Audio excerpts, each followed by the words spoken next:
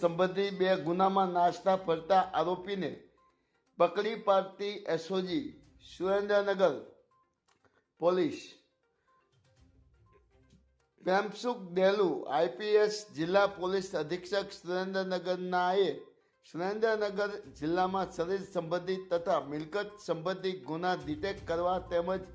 નાસ્તા ફરતા આરોપીને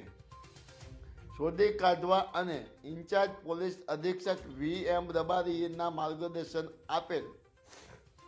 જેના અનુસંધાને એસઓજી સ્ટાફના PSI RJ ગોહિલે ચોક્કસ બાતમી મળેલ વિદ્યાનગર ના વ્યક્તિ